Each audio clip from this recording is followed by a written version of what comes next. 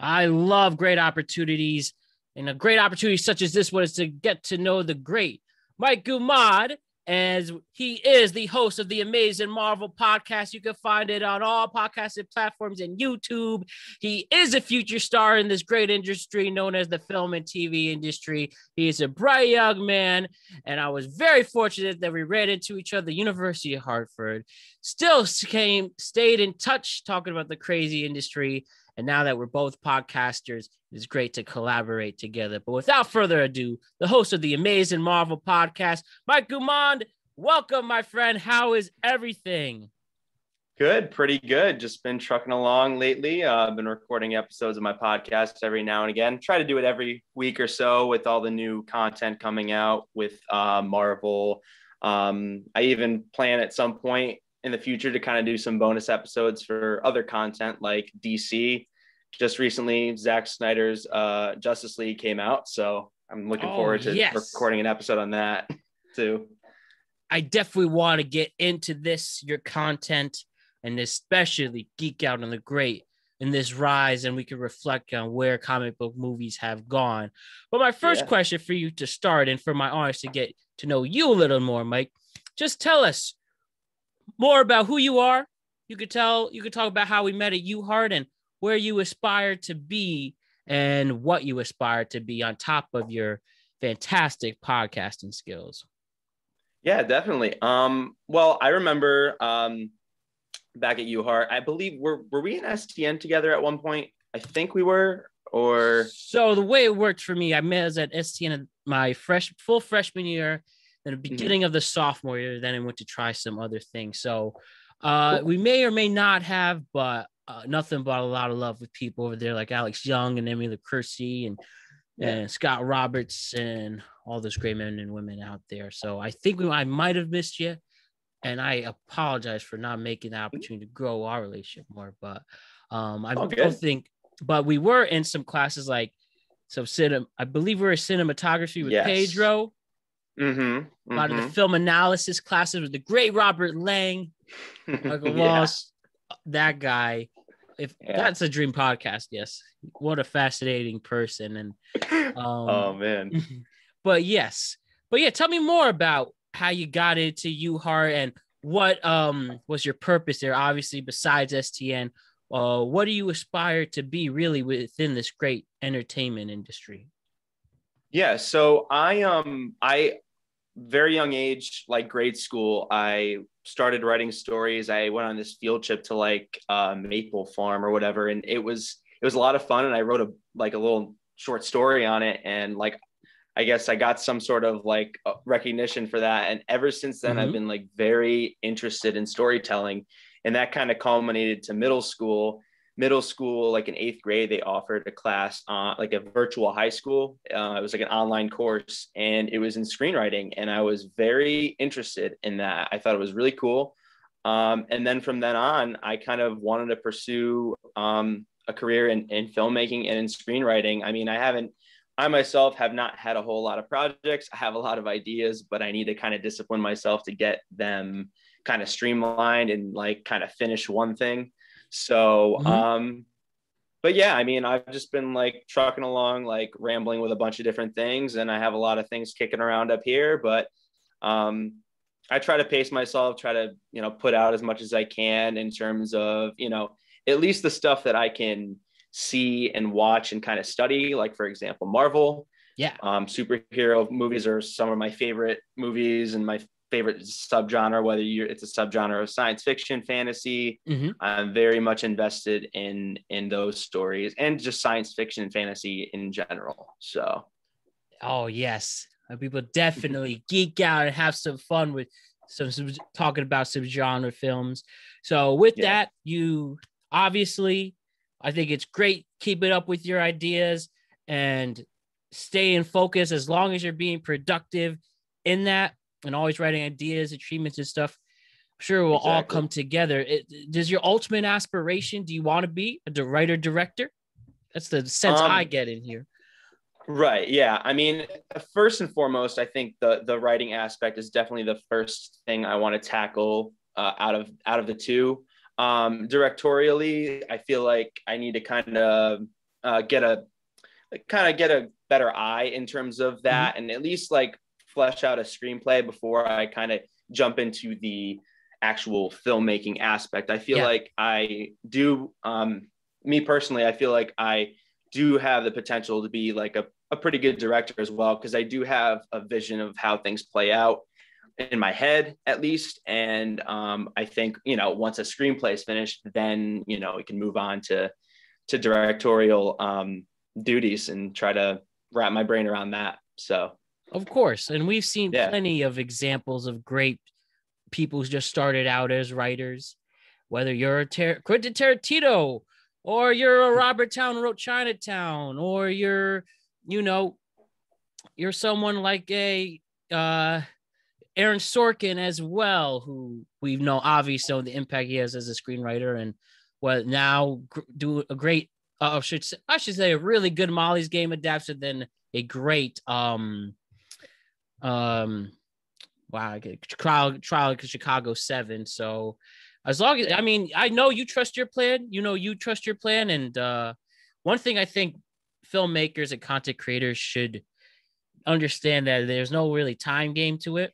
It's just once you're ready to pursue and show that and bring it out to the world, whether you're writing a spec script and just shooting short films and putting in the film fest circuit, I'm sure you could also tack on like the patience when it comes to being a great filmmaker, you know?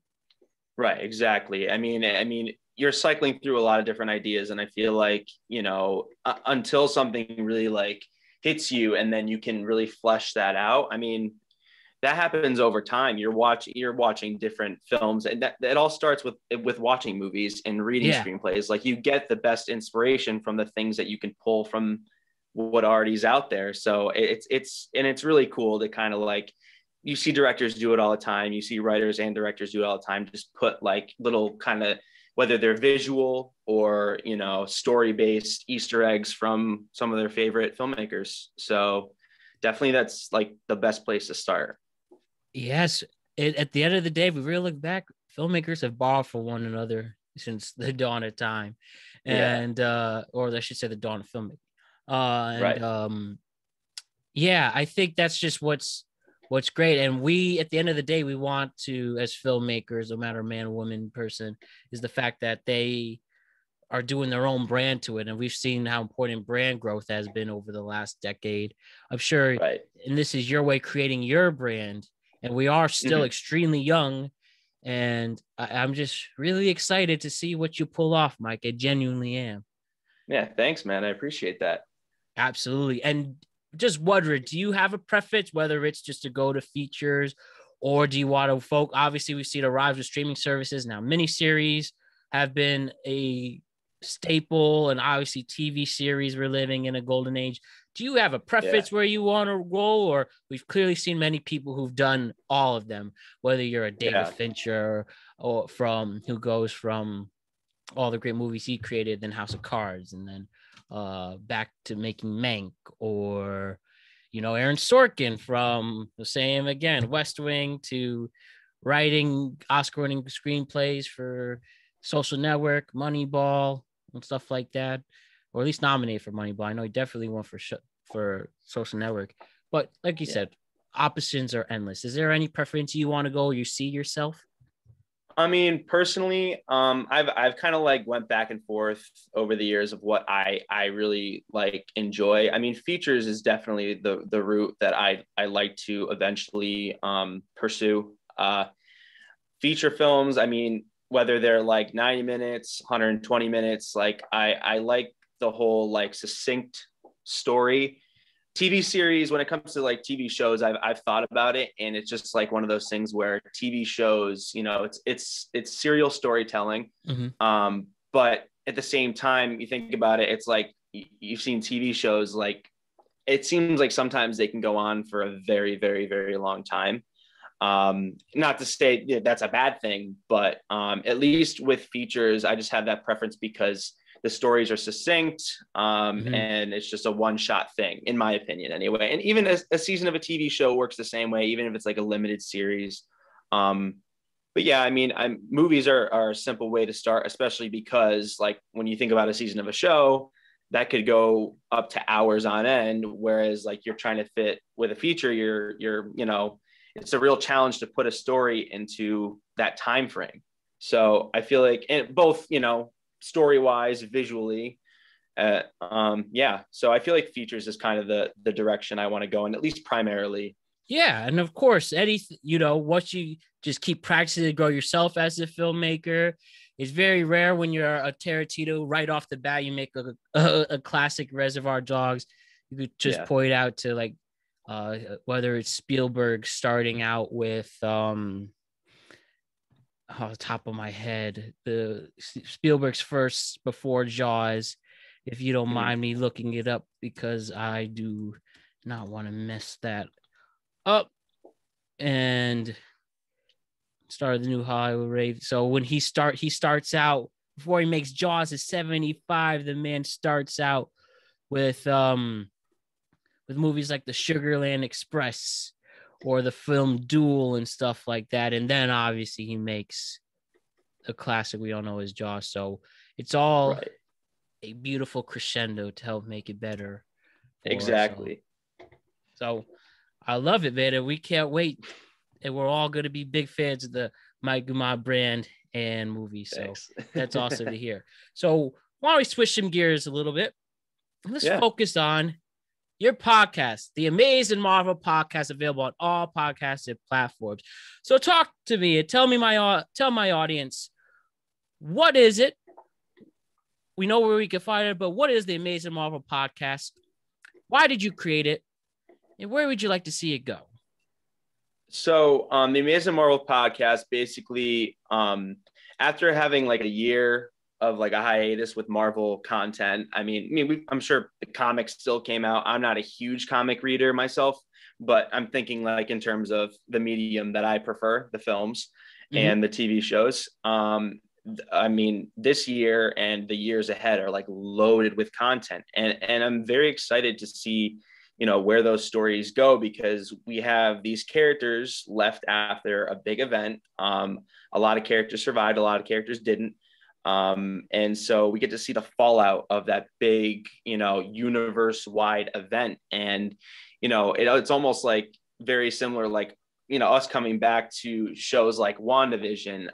It's like, the Avengers have been on a hiatus, but so is our like real world, just because of, everything that's going on right now with the pandemic and such. So, but now we're back. And the thing is, it's kind of good. It was good for me because I was excited, and in anticipation for it, I started reading some comics that the show, like for example, WandaVision was based on. And I was able, my first episode of the podcast, I definitely went through a lot of those comics and, combed through those and really got down to, what I thought could happen given, because this is an adaptation. Adaptations are, can range from very strict to very loose. And, I know that a handful of things from the comics, they probably won't play out in the movies because those things haven't been touched or they're not relevant.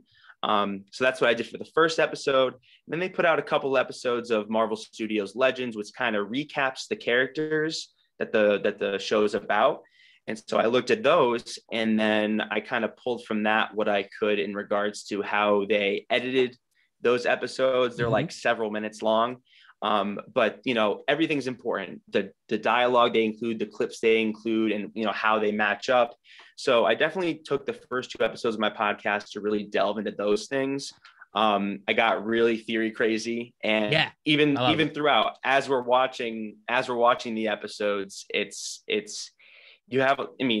was a very, very slow pace, and not to mention, because that's how shows work, and I feel like that was something very different for a lot of the fans, but also different in like ways that they might not, be totally comfortable with. But at the same time, it's like, hey, this is week to week. We get to come up with a bunch of theories, and that's the fun of it. But also, like a lot of people probably set their expectations too high just because Marvel is such a big, it's become so expansive over the last decade. And now people are encountering this new whole realm when it comes to shows and such. So, but yeah, the the weekly reviews, the weekly whether the reactions or reviews, it was a lot of fun to do, and I'm glad to be doing it for Falcon and the Winter Soldier and all the shows to come. I guess where I'd like to see this podcast go is definitely try to be different than, a lot of the different podcasts out there and a lot of the different reviewers out there, to try to like pull, reasonable theories and try to make, pretty cool predictions, but at the same time, give a creative touch to like where me or anybody who I have on, thinks that the MCU the direction it could go in. So I want to try to like give a lot of people an opportunity, not just myself, but other people that I have on, an opportunity to kind of speak what they think could happen and how they would tell a story almost. One of the things you really hit on it, and one of the great themes is breaking down all aspects, especially in WandaVision, as WandaVision is just a great homage to TV in the history of TV, while enhancing a great mystery that everybody can enjoy.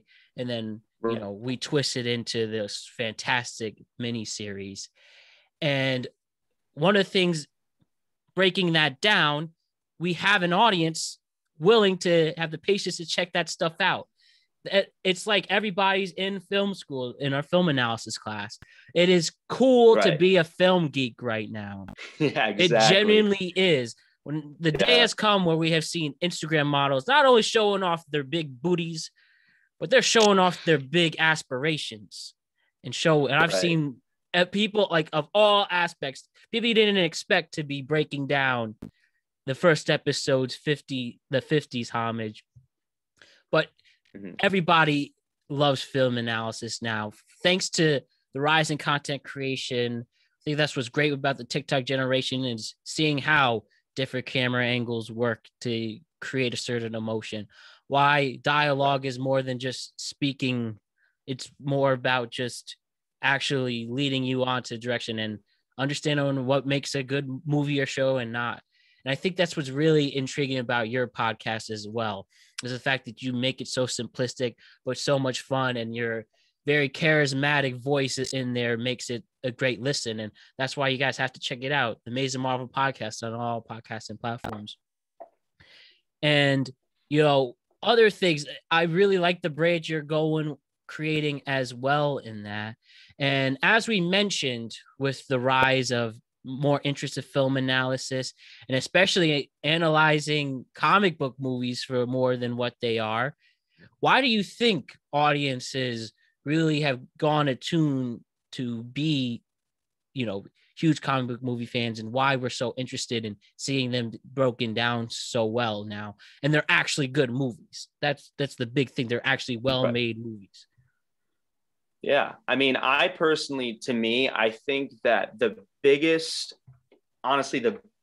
like appeal is that they're superheroes. I mean, you think about, and not all comic book movies are superhero based, but it's kind of, it's definitely like escapism, like at its highest. Cause it's like, we don't have those abilities, but it's amazing to watch those people that do, and to see them not just be, characters on a page and like, doing heroic, doing like these amazing feats, but like giving them like their own personal lives, their own like struggles. It's taken shape in comics over the years too, but not everybody reads comics anymore. I'm sure most people do, but there's a lot of people, general audiences, who aren't gonna, flip through a comic book. They're gonna go to the movies and sit in the movie theater and watch it. Yeah. And honestly, that translation is probably the biggest thing that Marvel's got going for it right now, because that translation is what is bringing more than just, the comic book fans in. Granted, not all comic book fans. That it's very diverse in that realm because of the appeal to general audiences, but Marvel has struck a pretty good balance when it comes to the comic book fans and the general audiences themselves, because now it's almost like, how, everything's evolving on social media.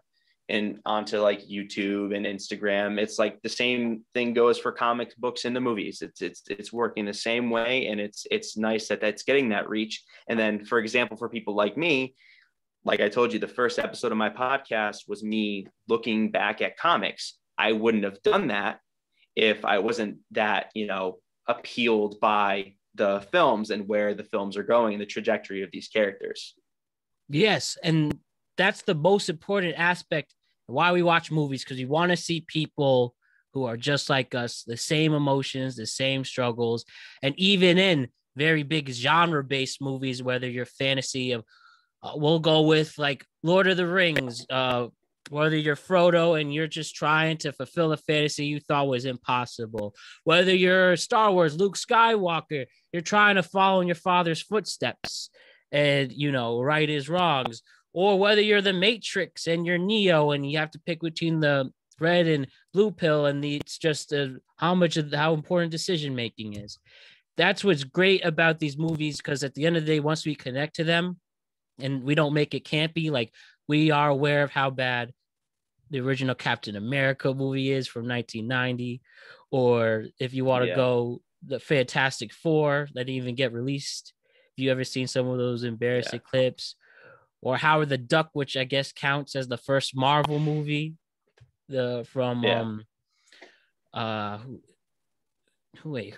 That was Leah Thompson, Tim Robbins, even though they somehow starred in that. But once we saw things changing, like Blade being taken seriously, we seen first X-Men with the very original X-Men. With this was with like Halle Berry and Hugh Jackman as Wolverine. Then when we saw Spider-Man, Tobey Maguire Spider-Man, that was the game changer. Like, okay, this is actually like, this could, if Spider-Man was real, this is what would happen. Same way Spider-Man. And I personally think, even though it's not a Marvel movie, it was the Chris Nolan Batman series of Batman Begins, The Dark Knight, that showed that comic book movies are legit. And obviously we know, and again, they're just beyond the incredible special effects. And we know Nolan's natural special effects. I mean, with very low use of CGI and more miniatures and actual, sets. We have like The Dark Knight is so connected, is such a relatable movie because it's just a movie about morals at the end of the day, between Batman's morals, Joker's morals, and Two-Face, which is, obviously the homage there. You clearly have one bad guy, one good guy, and then the person in the middle, Two-Face, as the literal thing. And now once audience get that, and then you have that movement, now we have this cool industry, and it's really booming after Disney purchasing Marvel, saving us from Sony, and except for X-Men, and and luckily they're teaming up with Spider-Man. But it's just been such a great time with seeing the rise of the comic book movie being as important as other ones. And once we see now as Black Panther getting nominated for Best Picture, it's just here to stay, and you can do this forever. Now that they have transitioned well into TV and streaming, it's just going to be so cool to see where they go. Do you have anything else to add on for that? Yeah, I mean, it's also, to me, it's really good that, a bunch of other filmmakers get to show off their style. I mean, Nolan definitely, like, you look at,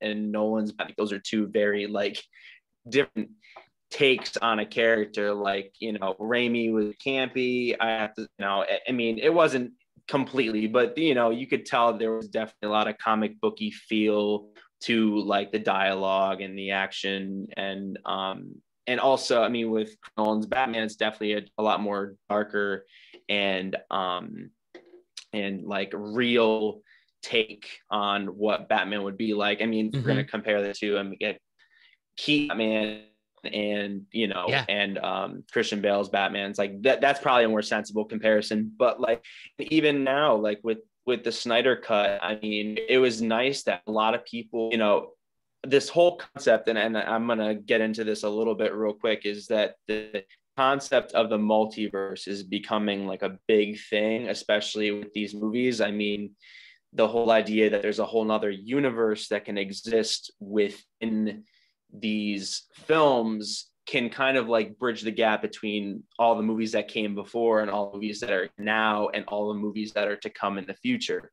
I think that's important because then it allows a lot more, creative input from a lot of different people. Not to say that that's we can, right. Of course, anybody could make a movie on these characters, but you get to see many people's different takes on the character if studios were to, especially in the superhero genre, embrace the concept of a multiverse and allow different incarnations of the character to become canon, so to speak. I just think that that's a good frontier to be on, and I'm hoping that kind of, I'm not sure if it's already being planned or if it's a concept that people want to continue to pursue, but I do think for people like between Matt Reeves, who's doing the Batman now, and Zack Snyder, who the Batman's going to be sick. I still, me personally, there's a lot of movies that are on my watch list that I still need to watch. A lot of Matt Reeves' films, especially the Planet of the Apes movies, I definitely need to, especially like I think the last two that came out, I definitely need to watch those. A lot of Matt Reeves' films I definitely want to check out because the Batman looks sick. I'm very excited for that film. But yeah. Robert Pattinson is my absolute favorite actor. I have a spot here on my big wall right here. And it's just his evolving from more than just a pretty boy heartthrob to this legitimate chameleon, multifaceted, multi-dimensional actor. This is a British man. If we've seen when he went to the indie scene, whether you've seen Good Time for the Safdie brothers, best New York accent I ever heard. I'm a British person. Devil All the Time. I understand there were some problems with the screenplay, but him as the crazy preacher, I'm like, wow. Yeah. Obviously, we have Water for Elephants, which is it's so bad that he goes well in that. And then going back into the mainstream with Tenet was awesome supporting character. And now he's going to be a great Bruce Wayne, I think, from his genuine mysterious qualities, plus being so suave and just being a badass. So that's going to be awesome. I think they just wrapped a couple months ago. So I could nerd out with that. So me too. Yeah. But yeah, as you said, and we can also, I think, thank how advanced technology has been for filmmaking as well. And it's even, obviously CGI has its ups and downs and its complaints, but it also has its praises with what people have been able to do. And I understand some of the criticisms, they're just acting in front of a blue screen, but there are some genuine emotions in these characters. Obviously, spoiler, Endgame with with Tony Stark's snap, which will now be one of the most iconic scenes in film history. I really believe that.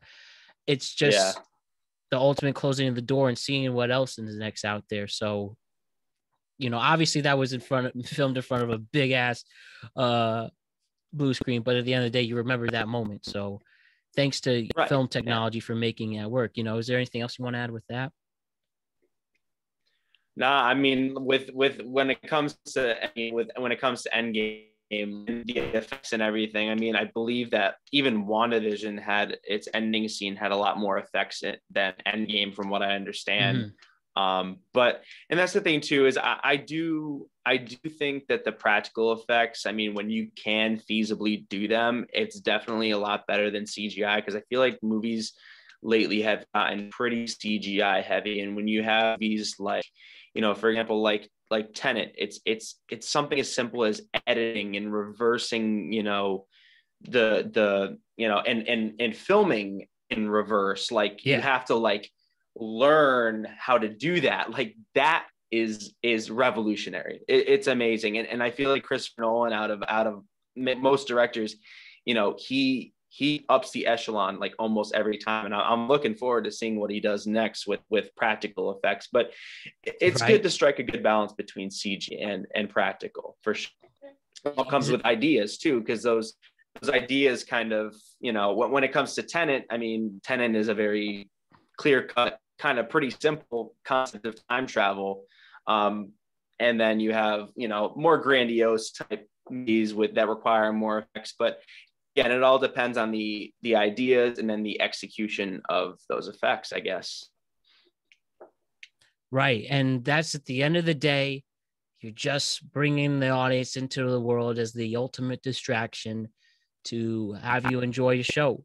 And I think the part that comic books really adhere to the most is they just put on a show. They have shown what the world is like if superheroes were real. And even though there's some people we know who think they're superheroes, but we just know that this is it's just so cool how much of a rise that the comic book movie has made, and it's gaining its interest. And just the last thing, to be fair, one of the criticisms though with the comic book industry is that, especially with theaters, we knew this coming into the pandemic, especially a lot of people complain, oh, all the things you could see in the movie theater now are big budgeted superhero movies. Now they might have the most mainstream exposure, but that literally isn't true. I mean, we all know the award seasons between October and December, mostly those movies are more, mid to low budget drama movies, and they're not the stereotype of all comic book movies. But what would you have to say to people who say that despite its impact of the comic book movie, but how people who are saying that's all we see for the theaters and stuff?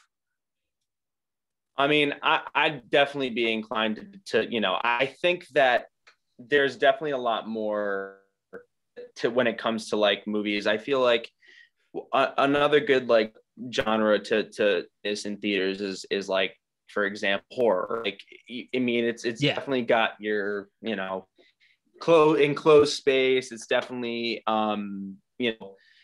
very striking when it comes to sound, when it comes to like things popping up on the screen. I also think like, dramas, like, you were just talking about dramas. I feel like dramas definitely have, especially when it comes to like conflict between characters, emotional moments, like those things, when you hear the orchestra swell up in the the theater speakers, you witness like clear as day, like these things happening on screen. Like you can, between the quality and the sound of the visuals and the sound, I mean, I feel like any movie that has enough like appeal, whether it be spectacle on one end, but on the other end like a lot of meaning and heart, I feel like any movie that has that ability to bring you in is an amazing movie to witness on the big screen, for sure. Yeah, and that's the point of it. Obviously, some drop, though. I think it doesn't matter as long as a good movie is a good movie. I do believe the best way to watch a movie is in a theater, and obviously more movies have more of an advantage being in the theater, as you mentioned, the horror movie, the sci-fi, any action adventure movie. But comedy is also fun to watch in theater as well. But and the thriller. But at the end of the day, it just shows, as long as it's entertaining, informative, and inspiring, anyone can enjoy a good movie. And I think it's just a popular phase right now, as we've seen throughout Hollywood's history. Do you remember like a decade ago, it was all about the 3D movie when Avatar came out, and you had Jurassic Park 3D. Like, yeah, I think it's just another way of people complaining. That's just an example. That was a phase. We're not seeing 3D movies anytime soon. Obviously, Westerns were big back. Westerns were big back in the 50s and 60s. I'm sure people said, oh, we have too many Westerns, John Wayne's and stuff. But I think that's just a fad. People could say that about the teenage movie in like the late 90s, early 2000s. It's just how Hollywood is throughout its history, Right, exactly. Yeah, exactly. So one of the things to switch up regarding the specific hitting on the comics again, I wanted to know, Mike, we're going to hit a couple of Mount Rushmores. My first round Mount Rushmore for you is, could you tell me your Mount Rushmore of superheroes whether they are the franchise, the hero themselves. Who is your top 4 in terms of heroes? I'll go first if you need to think that. So Batman and Spider-Man 1 and 2 for me. I was the biggest. I didn't really read a lot of comics itself, but the comics I did read were only Spider-Man and Batman. And I know at one point, I know every little detail about those 2 characters in particular. But if I also had to add the other 2, I would have to add Superman as his diverse, obviously the American icon, and the very first legitimate superhero movie, the great Christopher Reeves, R.I.P. Then for my 4th, I will have to go with the Crimson Chin. No, I'm just kidding. My 4th would probably be Wolverine. And that's mainly because of the just evolution Hugh Jackman made with that character. When I would watch the X-Men comic book series, I thought he was a badass. But you talk about being originally from a campy, let's be real. I mean, the first X-Men's okay, but what it evolved to, and when you get to Logan, it's just an amazing story. So that would be my 4. What would you say? Nice. Well, I have to definitely put, for me, always Spider-Man's got to be on it. Like, I feel like that's a staple. Like, I can't that I cannot change. Yeah, but he was definitely the superhero that got me into superheroes. I mean, I wouldn't be as involved with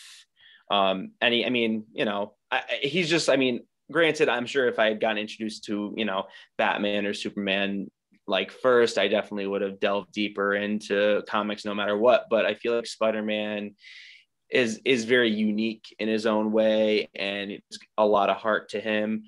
I have to say that if I'm picking one for Marvel, I definitely have to pick one for DC. There's one character that I really didn't know too much about because I've never been a huge DC guy.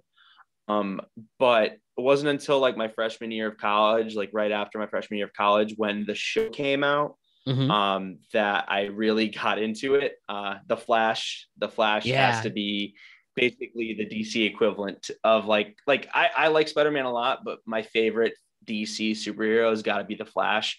I'm a big runner myself.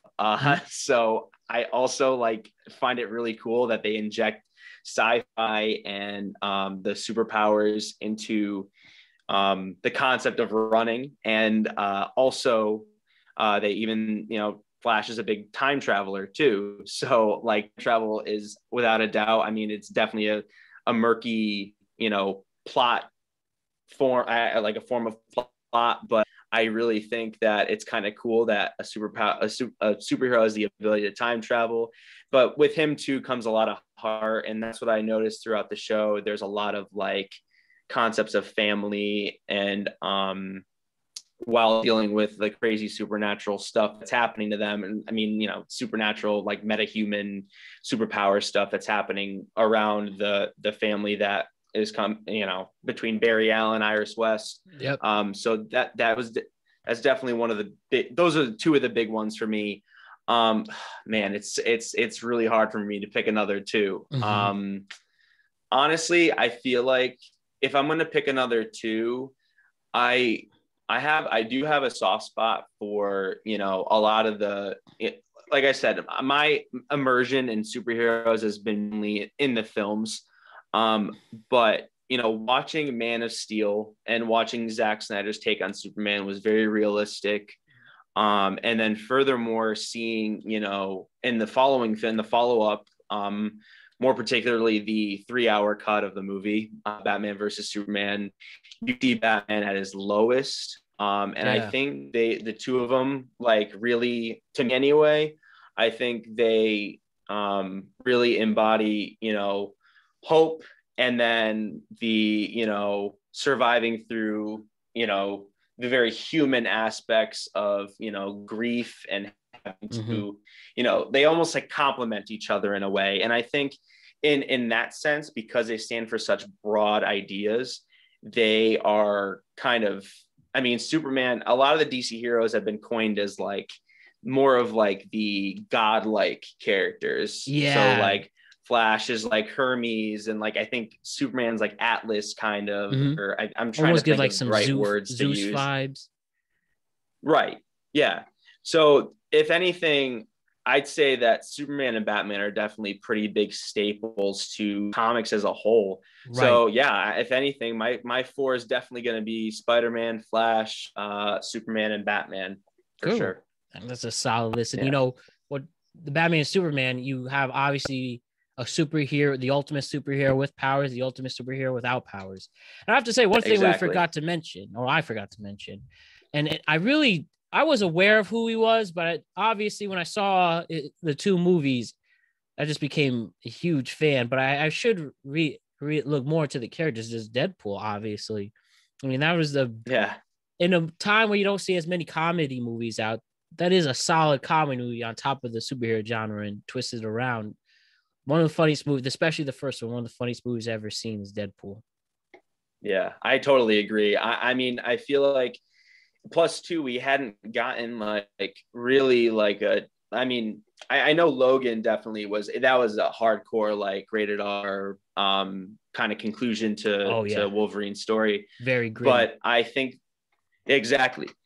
I do think though, like Deadpool definitely, is the character that a lot of people who read the comics, especially, have been waiting for. And I feel like it's a lot of it's a character that, general audiences didn't know too much about, but they Right. quickly found out who he was by watching the movie. And it's definitely, like you said, it's like probably one of the best in terms of both superhero and comedy. It like hits the bar super high. Oh yeah. And I think that definitely the character has a lot of potential to continue. I know that he's supposed to be coming to the MCU, but I'm hoping that and apparently they're keeping the R rating. But definitely Ryan Reynolds as Deadpool The move. definitely needs to like, what was you going to say? Sorry. I was just saying that Ryan Reynolds, that's the role he literally was born to play. Exactly. To me, it's like almost like Tony Stark, to Iron Man. Ryan Reynolds is like the perfect fit for Deadpool. Oh yeah. I feel like that also paved the way too. I know that I mean, I hadn't thought about Deadpool until, I mean, of course, Deadpool is such a big, definitely a good adaptation that they finally made. But Mm-hmm. I don't know if you've seen The Boys, the show, I show have on not seen Amazon. The Boys yet. I that is one I admit to be slacking on, but you might have given me a great reminder. Yeah, it's I don't think it's either Marvel or DC. I think I I think it's forget which standalone. comic book. Yeah, it's definitely like its own independent thing. But The Boys definitely, I feel like it kind of, it reminds me of Deadpool in a way. It's definitely a lot more of not so much serious. It's definitely, there's a lot of comedy, but it definitely has that R rating like level, like mature audiences only Mm-hmm. type thing too. I feel like The Boys, and plus it does that with not just one superhero. It does it with like, the whole, like, they take the archetypes of the Justice League essentially, and then, turn them into, I have to, let you watch it to find out, but Mm-hmm. it's an interesting take on superheroes and what they use their power for. So Yeah, I like definitely recommend that. obviously the theme we've been talking about with this is the comic movies is what is life like if superheroes are real, but that really is like at least what I've heard and seen. Like, what if just the most random person actually could have their powers like that? Again, I haven't seen The Boys, but that's just the vibe I've been getting and what I've been reading. Right. So it's interesting. By the way, they were originally published by Wildstorm, which was they were, I believe their parent company was DC, and they're published by Dynamite Entertainment. So one of the newer ones, they do like Zorro, Dracula, like Terminator, RoboCop. So Yeah. pretty great stuff. So Cool.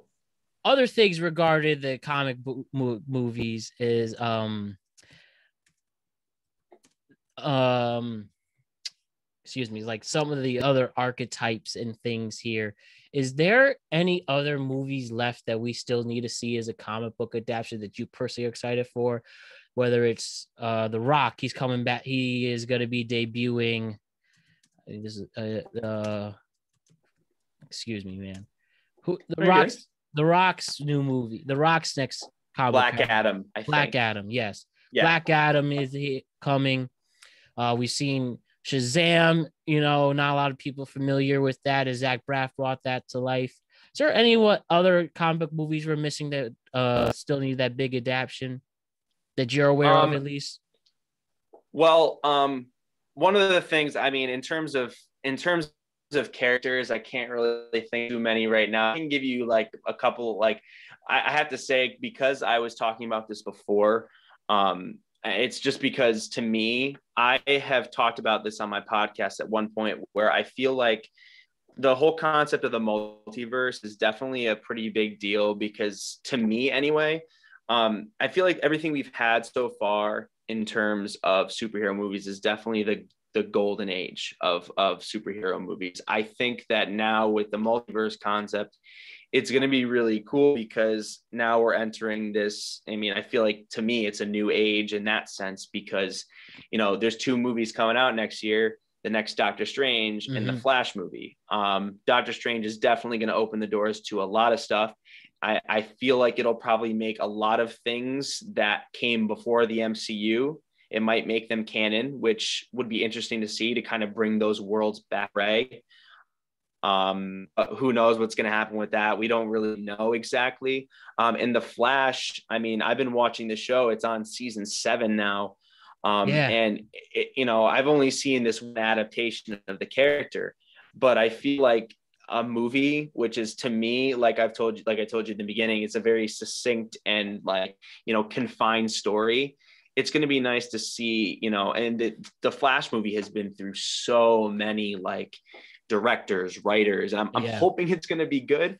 But at the same time, I really want to see the heart of that character while at the same time expanding the DC's cinematic universe into a multiverse, because then we can see different characters interacting with each other. And I feel like in the terms of a sci-fi concept, that's exciting. But as for characters, I'm kind of stumped right now. I feel like they're setting up the Young Avengers for Marvel, I believe. So seeing kids with superpowers will be, to me, we've had the age of Stranger Things, and I feel like Stranger Things has been, I mean, I just made me think of that. It's still going. I mean, I'm excited for season 4 of Stranger Things. I don't know when it's coming out, but I know they've been working on it. But to kind of see that realm of, how this one girl gets superpowers, like she's experimented on in the lab, we're going to see that kind of come into full effect once the Young Avengers comes out, and see how these kids, kind of coalesce with each other and, mature with these powers at such a young age. Because I feel like, when you're a kid, you don't know, Shazam is another good example. I mean, Shazam was an interesting way of showing what a kid would do with superpowers, but I'm hoping the Young Avengers kind of shows different levels of that too, because I mean, when you're a kid, you're a kid, like, you don't have all the responsibilities of an adult, and you have that childlike mindset. And I feel like that concept is pretty cool to me. I mean, me personally, as of right now, I'm working as a building substitute at a local elementary school. Mm-hmm. And just to kind of like just see how a lot of these kids like act and how they behave, and like, everybody coming from all different walks and how they just love being a kid. It's just, it's awesome. And that's an intriguing concept to me, to see how such like a fantastical thing is when, that's when kids are in their prime of the fantasy and the sci-fi. And I feel like it'll be cool to see how like the Young Avengers navigate their superpowers. So if any, I feel like Marvel's probably most anticipated for Marvel. I'm hoping to see, that new realm of superheroes kind of come into play too.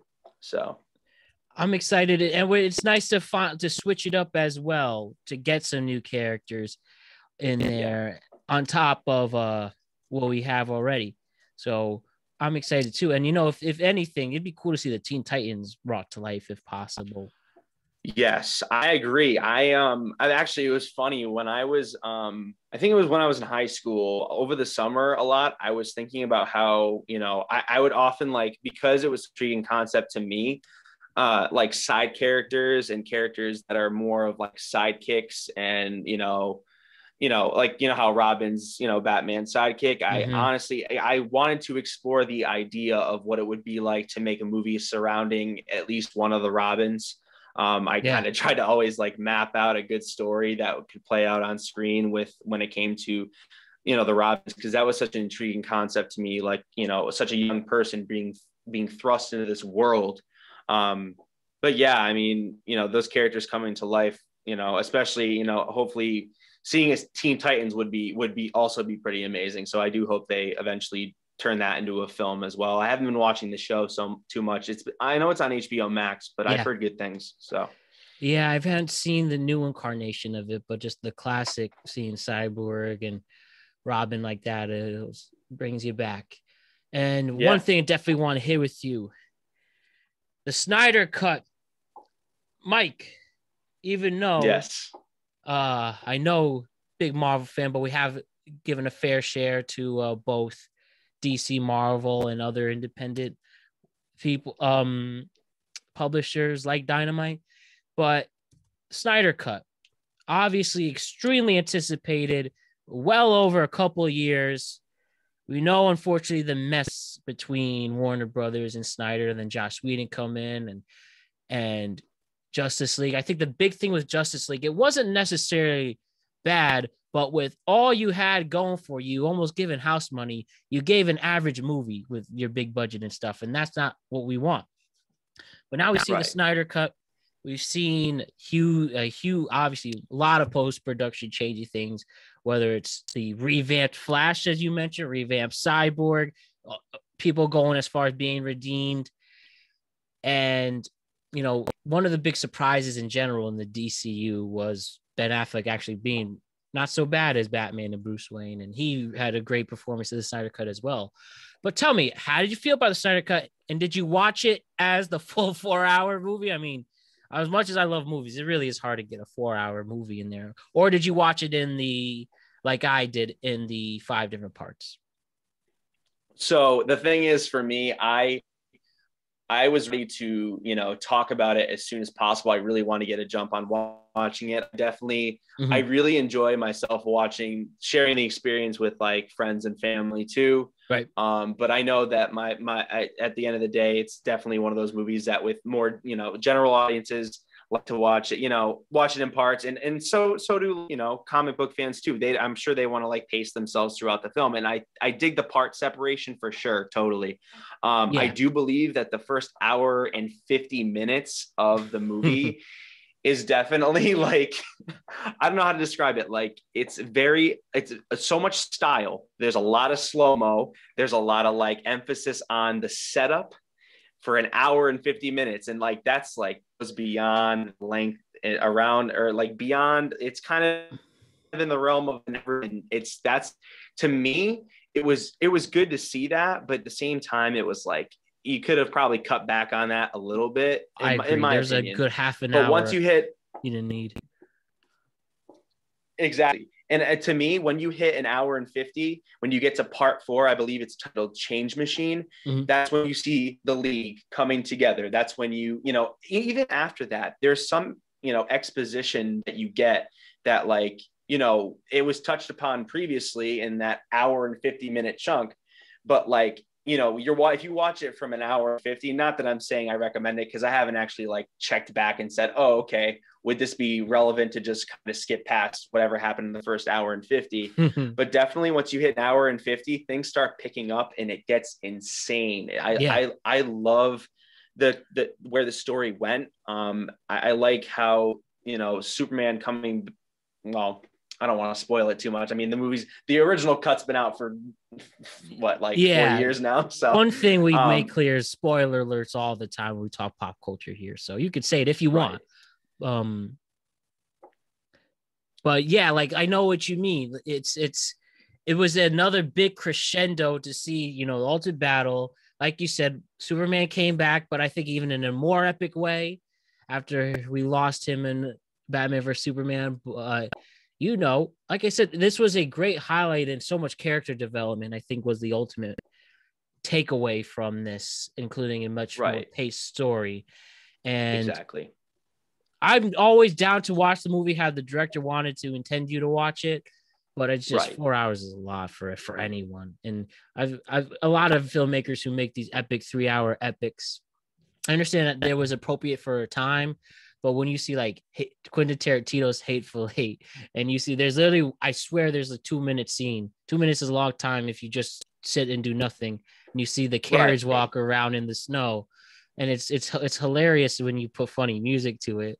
But you could just cut stuff like that, or like Scorsese's Irishman. Have you seen that? And we've seen the climactic scene of De Niro killing Al Pacino. You see you see his full journey to get there, from the airplane to parking, being safe. Right. It's just always fascinates me. I understand filmmakers have a specific vision that always needs to be respected, except Michael Bay. But it's just always fascinating how things come together in editing. And that's just the importance of editing. That's all editing right there.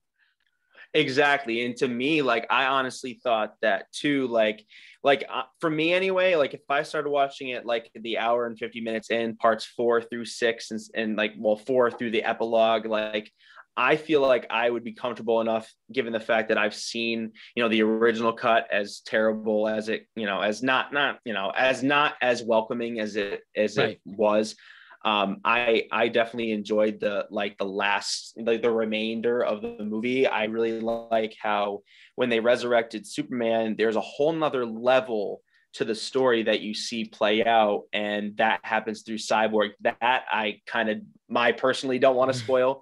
That's but fine. Seeing it, what Cyborg, like what happens with Cyborg, and how like the ship's like telling him don't resurrect Superman, and you find out why that is. And it's such another to moral me story. It kind of threw me. Yeah, exactly. It threw me out of the loop, because when I was watching it, I was like, what's happening right now? I don't know if you know which scene I'm talking about. Yeah, I know what you mean. I personally know where you kind of get taken out. Yeah, if you get taken out, you're taken out of the movie, and you kind of like you see what's happening. It's like, what's going on? And then you kind of see what's going on. But in the sucky part is that I mean, of course, I'm not sure if we'll end up seeing the rest of this story, but it's kind of nice to think about the possibility of what happens beyond this movie, because this movie definitely leaves you on a cliffhanger, and just the excitement of world building is super cool. And I feel like, even though the Snyder Cut is definitely very long and very, presumptuous in terms of like what direction it could go in, it was just a nice, to me, I do compare it to Avengers, and like the very first Avengers, because it really does set things up pretty well for, the universe and the characters in it. So. Right. Absolutely, dude. I hear you. And I will say, if they could take anything out, let's take out Jared Leto's Joker. I think it clearly doesn't work. He was just more of a parody of the guy again, and just being so silly. Yeah, I just think it's silly. That's the perfect way I would say. While you have,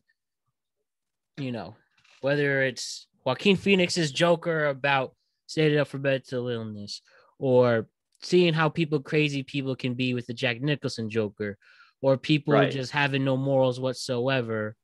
And Heath Ledger is one of my favorite lines in a movie is, I don't kill you because you're just too darn fun. Just showing he's just that bad shit crazy. And Jared Leto's Joker, whether Suicide Squad or this, he cannot blame, we know Suicide Squad, it was bad because they took most of my scenes out. I think, no, it's just, you just don't got it. My opinion. Yeah. So I understand. So the other Mount Rushmore I wanted to focus on is your personal Mount Rushmore of Marvel. It was really going to be movies, but just in case you liked, this was on your list too, whether with WandaVision or Winter Soldier, what would you say is your Mount Rushmore of Marvel movies? Or I should say Marvel productions. I'm going to, can you just wait, what? My dog is barking. I got to let out my dog. Yeah. Real quick. Is that cool? All right. Yeah, I'll put it on pause real quick. We'll be right back. Yeah.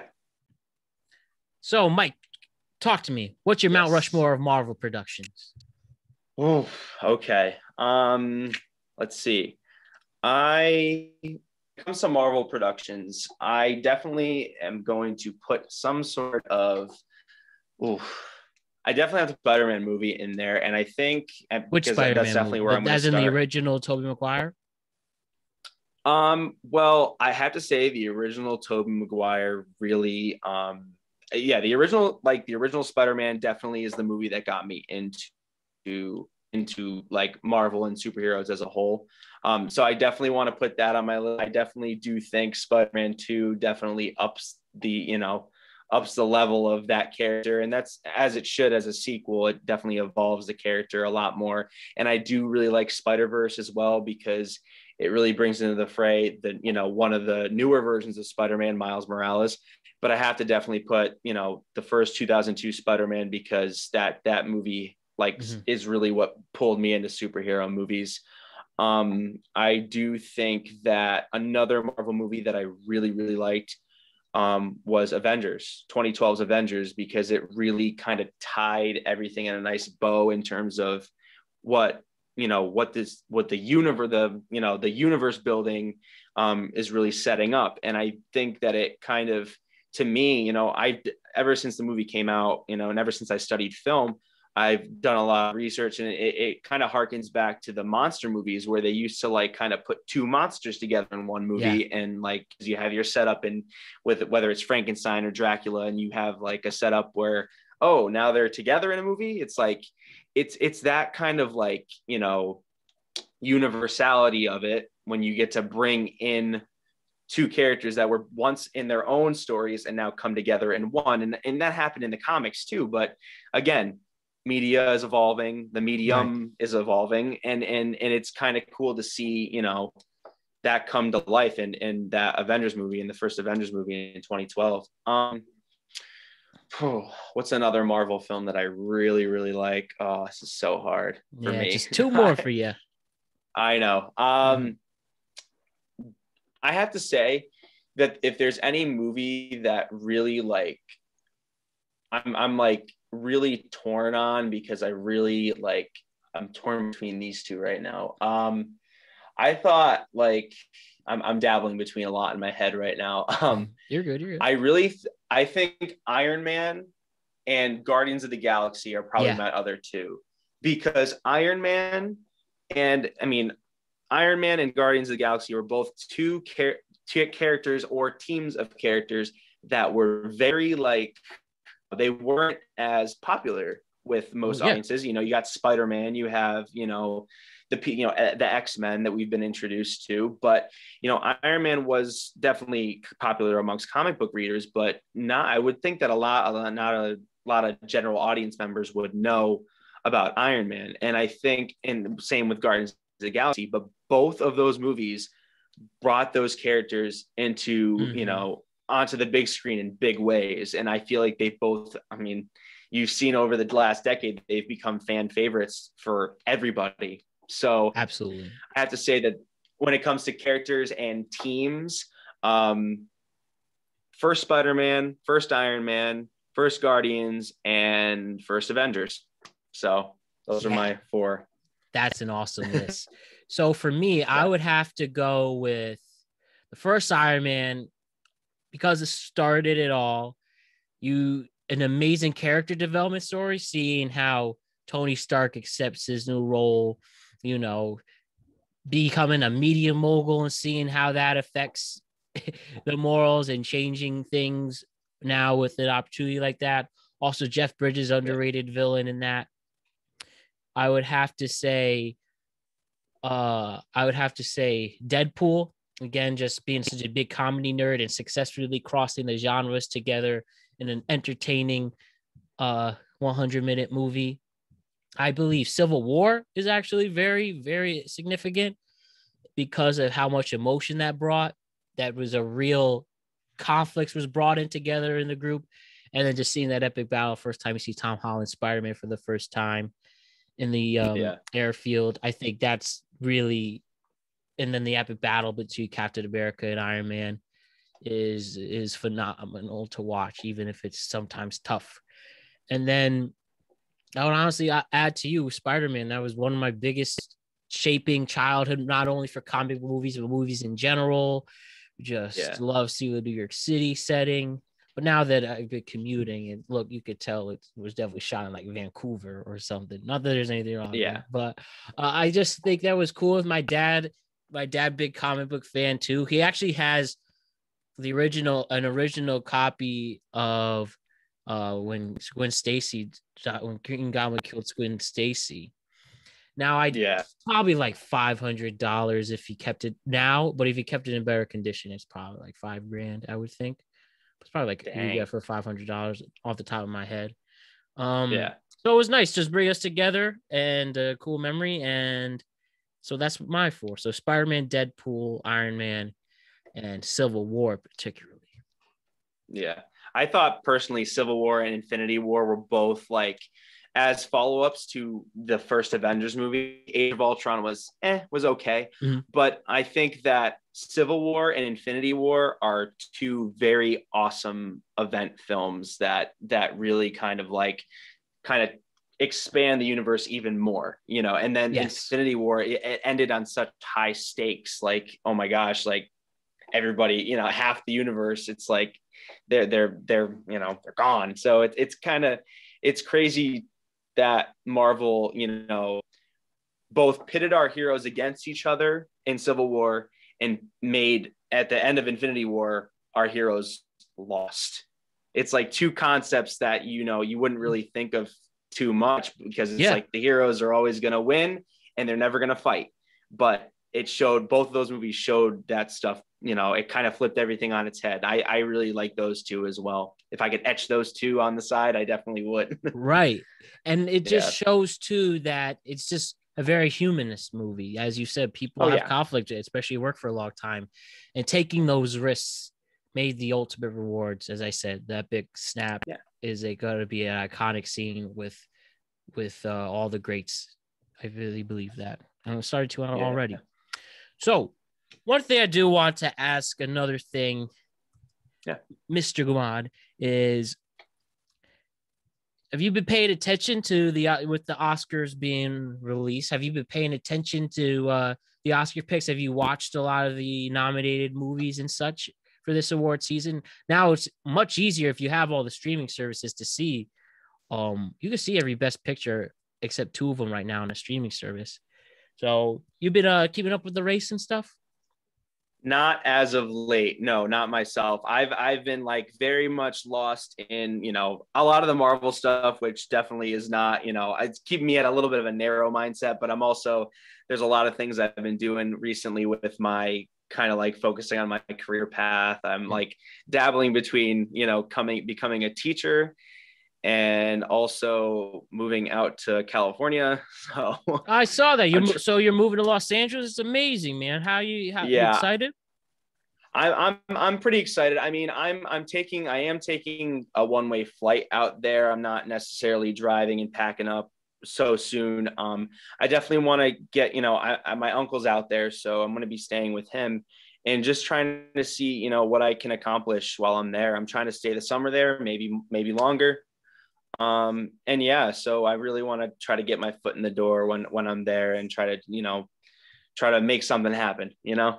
So dude, that's incredible. That's kind of been my brain's been rattled. Sorry, what'd you say? You got my support with that. And I'm sure once you get to the beautiful land of Los Angeles, that makes things calmer. Obviously, I know you'll find your footing and get that opportunity, but I think it's really cool you're making the attempt and you don't have to have that what if factor. And I think you will be surprising so many people with this big move and where it takes you, man. So please keep in touch for sure. Yeah, for sure. Thanks. And, but have there any other recent movies, whether it's Oscars or not, that hasn't been mentioned yet that caught your eye? Like me, I love The Sound of Music, Amazon Prime. I think I couldn't suggest that movie enough, especially real cinephiles, because if you're not familiar with it, it's a movie about a rock drummer who goes deaf, played by Riz Ahmed, nominated for an Oscar, 6 Oscar nominations. And the sound design is a game changer. You really reckon I'm not a deaf person, but assuming what I've been told, you really are put in the world what a deaf person experiences, especially someone who's gradually becomes deaf. And I think that it is an emotional movie to watch, but it's just so authentic and real. So I can't suggest that movie more enough. Yeah. Well, that's the thing. Like me personally, I haven't really I've definitely heard of a lot of, I've heard of that one. I definitely want to check that one out. I really like Riz Ahmed. I think that too, because I saw him in Nightcrawler. I thought he was mad good in that movie too. Nightcrawler. And Venom. Yo, so Nightcrawler, the ultimate screw over from Jake Gyllenhaal's character. Yeah. We know honestly. that ending. Yeah, freaking. I also like there, but that's the thing. Like when I watch movies like that, I kind of get brought into instead of being very much invested in the comic book movies, and which I love dearly. I mean, I definitely need to set some time aside, and maybe if I'm on again, I can definitely talk to you more about movies like that are definitely that have been really recognized well by in terms of like Oscar noms and stuff like that. I really definitely want to check a lot of those movies out. Absolutely, Mike. We've been talking for 70 minutes. Clearly got something here. So no, in all seriousness, I would love to discuss that. If you want, I'm trying to do an Oscar show, and I'd like to do an Oscar preview show. The ceremony is a month from Sunday, the 26th. If you have the time, if you want to watch most of the best pictures by time, I'm planning to record the show a month from tomorrow or from a month from yesterday. If you would like to help me sort out these Oscar picks, and if you want to fill a pool out like March Madness, I would love to do that. If you're interested to be my Oscar guy in this. That would be awesome. Yeah, I definitely gotta check out those films for sure. So I definitely would like to be back on for that. Definitely. Yeah, man. Yeah, as a month as we record this, and yeah, man, I'll be in touch with it. Please, as long as if you could get at least the best pictures, and which are, if you haven't seen already, the best picture noms include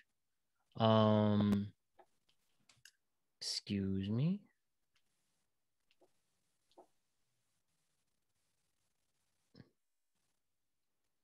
Sorry, the 93rd Oscars. So if you see them, if you could catch them, The Father, you will have to get that from a strip. You will have to rent that, but only for $6.99, so not bad at all. Judas and the Black Messiah, you could catch on HBO Max. Mank is a Netflix movie. Minari is another one you'd have to rent, but only $6. Nomadland's on Hulu. Promising Young Woman was on HBO Max, but then you have to, again, rent it. I think that's another rent. So only 3 of those rent. Sound of Metal on Prime, and Trial Chicago 7, another Netflix one. So if you can, if you could do me a favor and check those 8 out, and some are shorter than others. I think no movies past 2 hours, 15 minutes. So you could bang those out. If you could bang those out within the month, I would love to discuss the Oscars with you.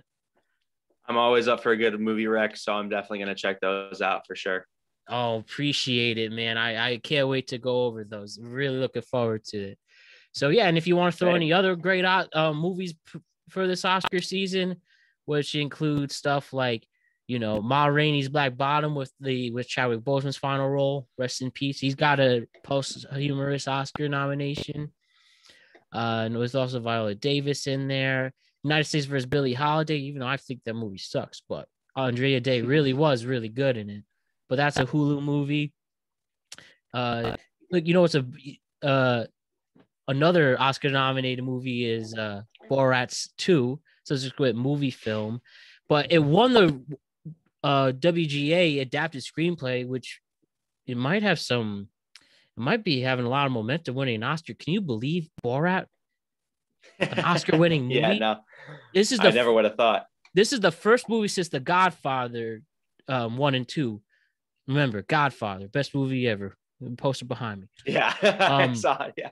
This is the first movie since The Godfather that a movie and sequel got nominated for writing awards. Godfather and Borat, where they great. So since then it has no other movie has. That's no crazy. other 2 movie first movie and sequel never got consecutive. Okay. They didn't have consecutive Oscar nominations for writing. Got it. That's how you know. But yeah, let's check those out. I still have to catch 3 of those movies, and then we'll go crazy. Awesome. Awesome, Looking man. forward to Awesome. So I am really looking forward to Mike. Now, there's one last thing you have to do before we say goodbye, as this is going to be another hour and a half one. So this was a great show, and thank you for it. I hope you've been having as much fun as I have. Definitely. So I end everything with the Props Questionnaire, which is from inside the actor's studio. The classic James Lipton asks 10 deep, short but deep questions, and I'd love to ask you them. So are you ready for the Props Questionnaire, Mike? Totally. Oh, yes. And if you're a big podcast fan, they're great. They're not on a podcast, but if you want to listen to them on YouTube, but another great podcast if you haven't listened, especially if you want to learn about filmmakers and actors. What the Fuck with Mark Maron? I mean, that guy has interviewed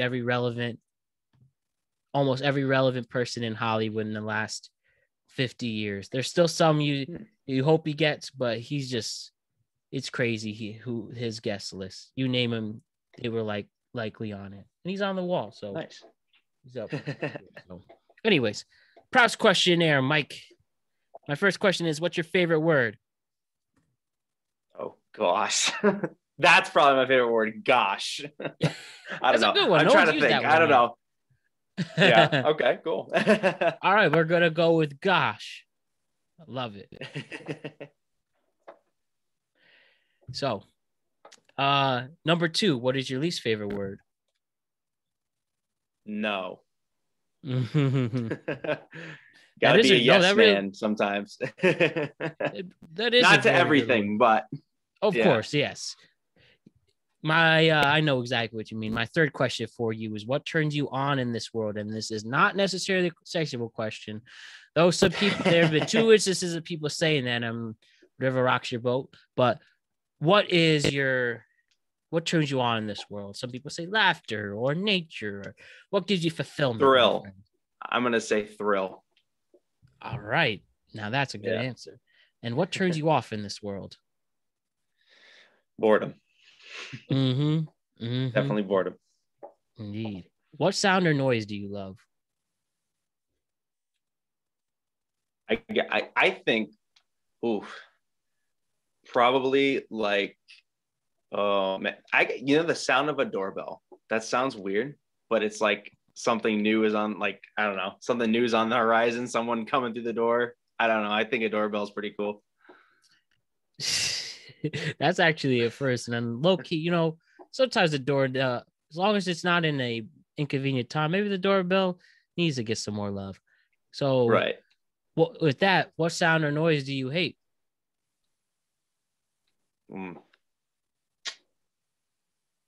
Maybe like the sound of someone like yelling. I don't know. I don't like not in in the worst way possible. Like, I don't know. It's hard to describe. Like, oh, this is such like an on the spot thing. Can't really think of one, but I know. Yeah, I mean, I guess the sound of like I feel like it's very general to say anything negative, like any negative sound, but like, I don't know. I guess yelling is very like, it's fearful, I guess. And I don't like negativity, I guess. So no one likes to be yelled at the end of the day. Yeah. So I hear you. What's your favorite curse word? Oh, I'd probably fuck. Most likely fuck. Oh, yes. Popular answer. I'm soon going to be making a compilation video of people. Every first appearance, people answer these questions. And when I have that one, what's your favorite curse word? Fuck, fuck, fuck, fuck, fuck, fuck, fuck, fuck, fuck. Very popular one. Yeah. Number 8 is, what profession other than your own would you like to attempt? Besides being an up-and-coming filmmaker, of course. Right. So, like I was saying before, I have dabbled in. I've been a substitute teacher. I worked in an office for a little while. But I actually most recently have considered real estate. So that's something I'm curious about. All right. Yeah. I think you'd be awesome at selling commercial or residential real estate. What profession would you not like to try? Oof. Um, I don't know. I mean, personally, I'm not a huge fan of like, I mean, in certain senses, yes, but in other senses, like for me, anything that has to do with operating like a very large vehicle, because I'm Mm-hmm. not very good, like driving is always for me has always been like I don't know, weird thing. Like if it's a small, like pretty compact vehicle, I'm good. Anything like super large, like whether it's like a huge truck, it's like it freaks Tractor me out trailer. because it's a Mm-hmm. lot to handle. Yeah, yeah, exactly. Because that would freak me out. I'm just like not good with I'm very certain circumstances do I like, you know, when it driving in general, Right. but like big huge vehicles like that freaks me out because it's such so much more of like a worry on the road, I guess. I don't know. I think it makes sense. And truck driving is an underrated job. It deserves more credit. And we thank those truck drivers, especially during this Yeah, pandemic, especially. definitely. And my final question for today, Mike, if heaven exists, what would you like to hear God say to you when you arrive at the pearly gates? Oh gosh. Oh man. Um oof. I guess I mean I'm just gonna go with welcome because I mean that's the most generic thing, but like it's almost like a good thing to hear that and be like, okay, there's something new on the horizon. That's pretty Right. cool. I wouldn't have thought about that. So I guess welcome. I don't know. It's a fair answer. You know, you're not guaranteed to get it to heaven either. So Right. those are fulfilled doing the right life. So, Mike, is Exactly. there anything else you want to say before we bid you fair due for now?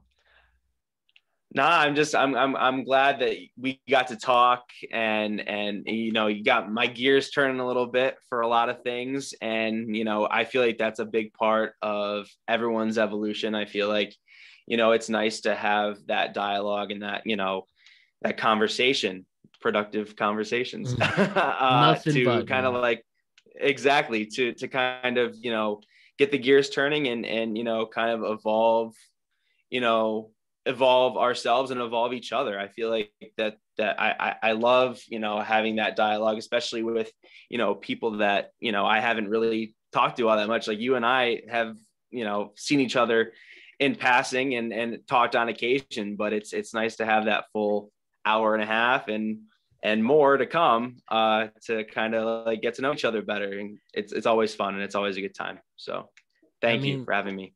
that means a lot to me, Mike. And it's nothing but a pleasure to have you on. And I appreciate your vibes, your energy, and bringing in the noise. Thank you for it. And I'm in your corner for sure, man. I really am. So I can't wait to do this again. And I said if you could want it by the fourth week of April, which I'd like to record that in the either Monday, Tuesday, or Wednesday. So Yeah. and then we'll get those movies and we'll go nerd out and we'll pick out the winners and then they'll give us jobs as uh we'll do the picks for movies like how they do the sports picks. So Exactly. but you're the man, Mike. Don't forget to check out the Amazing Marvel podcast and check out Mike's amazing views on comic book culture, pop culture, and more on all podcasting platforms and YouTube. Mike, it's been nothing but a pleasure, and I can't wait to do this again very, very soon. Same here, man. Thank you. My pleasure. Good night.